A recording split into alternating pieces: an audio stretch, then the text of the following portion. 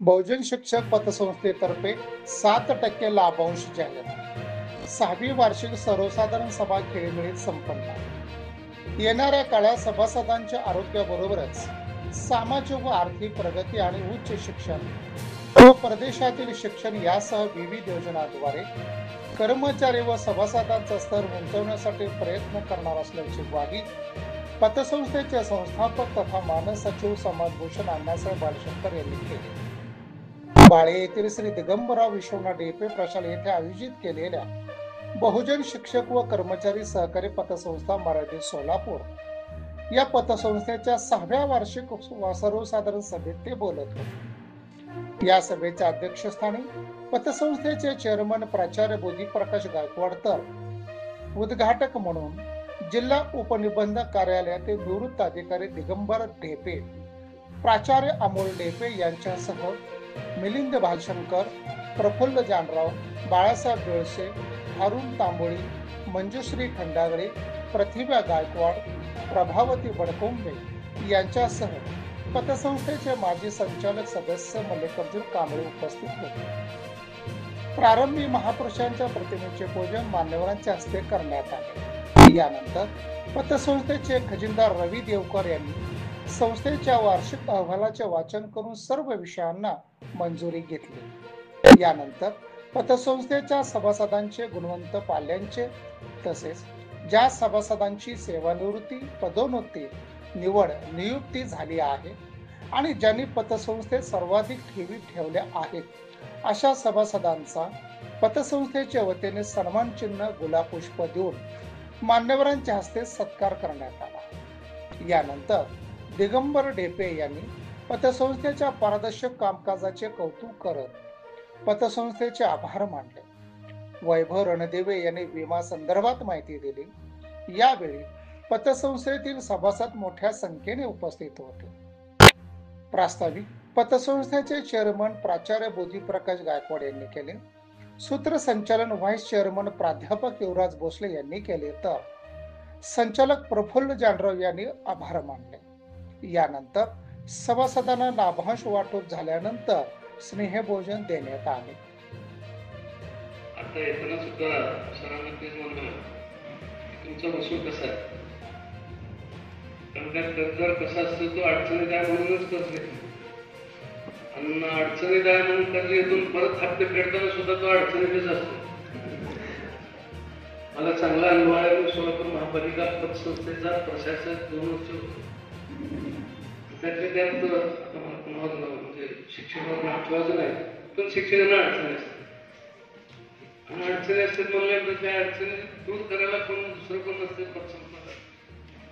त्या पतसंस्थेच्या पदाधिकाऱ्याला त्यावेळेला कर्ज माफ करा किंवा कर्ज खूप करा अशा बरेच प्रश्न त्यांच्याकडे येते. मग त्यावेळेला त्यांनी ते माफ तर करता येतच नसते पण त्यांना मदत वाढ मिळते. असं न करता प्रत्येक सभासदांना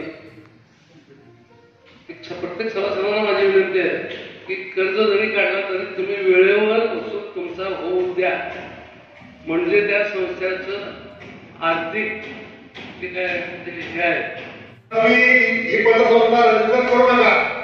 कोण आहे चेअरमन? मी चेअरमन आहे. व्हाईस चेअरमन कोण आहे? तरी प्राचार्य गायकवाड आहे. तर करू नका.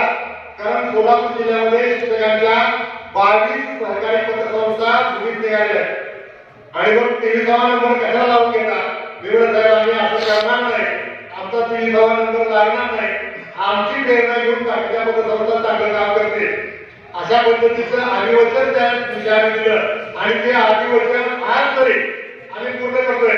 त्याला त्या संचालक मंडळाला धन्यवाद दिले पाहिजे. अतिशय चोख म्हणजे काटेकोरपणे काटकसरीचा व्यवहार या ठिकाणी संचालक मंडळ करत आहे. देवकर सरांनी सांगितलं, भोसले सरांनी सांगितलं, कसल्याही पद्धतीचं मानधन संचालक मंडळ घेत आहे. कसल्याही पद्धतीचं परिश्रमामध्ये 12-13 मिनिट संचालकांच्या एकाही मिनिटला 10 नाही, नाश्ता नाही, जेवण नाही. कारण बाकीच्या पतसंस्थेमध्ये मी तुम्हाला नावं ठेवत आहे. बाकीच्या पतसंस्थेमध्ये एका मिनिटचा भत्ता 1000 रुपये असतो एका संचालकाला. 11 लोक असतात. महिन्याला 11,000 रुपये गेले, तेवढ्याचे 15,000 रुपये गेले आणि मग असे 15-16 हजार इतर 20-20,000 रुपये त्या ठिकाणी आले असेल तर त्याच्यावरती 75 लाख व्याज, कारण आपण कर्जच यावर्षी 65 लाख रुपये वाटले, त्यामुळे व्याज 75 लाख घेण्याचा विषय येत नाही. आपण यावर्षी 65 लाख रुपये कर्जाचा वाटप केलेला आहे. त्यामुळे इथं 75 लाख रुपये विषय झाले तरी यावर्षीचं व्याज 7,54,801 रुपये आलेलं आहे. तसंच या ठिकाणी नालेगावला सुद्धा दुरुस्ती त्या पद्धतीने आहे आणि खाली सुद्धा एकूण रकमेमध्ये खाली आणि डाव्या बाजूला सभा बाजू आणि नावे बाजू त्या ठिकाणी दोन्हीकडे त्या ठिकाणी टायपिंग करणाऱ्या आपल्या माणसानं त्या ठिकाणी चूक केली होती. लगेच निदर्शनाला आल्यावर शिंदेचं प्राध्यापक कोकरेचं यांनी निदर्शनाला आल्याबरोबर दुरुस्त केलं आणि दुरुस्त करून नंतर आपला अहवाल वाटप केला आहे. समजा पहिली प्रिंट त्याच्याकडे आली असेल, कारण हे कोणाच्या लक्षात येऊ आपण नाही, परंतु संचालक मंडळाचं कर्तव्य आहे की झालेली चूक ते त्या ठिकाणी निदर्शनाला आणलं आणि दिलगिरी व्यक्त करतात. त्याबद्दल मी सुद्धा या ठिकाणी दिलगिरी व्यक्त करतो आणि पुढील कागद देवलं करतो. व खर्चाच्या अंदाजपत्रकास मंजुरी देणे आणि इथून पुढच्या काळामध्ये जो अंदाजपत्रक असेल तो आपण कार्यालयामध्ये मंजूर करावा. विषय क्रमांक 7, सभासदांच्या ठेवीवरील व्याजदर कमी करण्याबाबत चर्चा करून निर्णय घ्यायचे. आपण चर्चा निर्णय थोडंसं दिलं तर आपण सांगा किंवा याच्या बाबतीत आपल्या काही मत असतं तर आपण विषय पर्याय वाचतो. सभासदांच्या ठेवीवरील व्याजदर कमी करण्याबाबत चर्चा करते.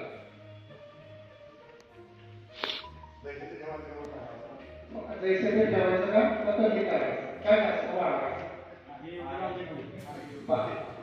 आपण केलेल्या सूचनेनुसार आहे तसंच ठेवा सूचना आलेल्या आहे. तसं मागण्याचा काळाच्या बदलामध्ये 7वा विषय आपण मंजूर करावा.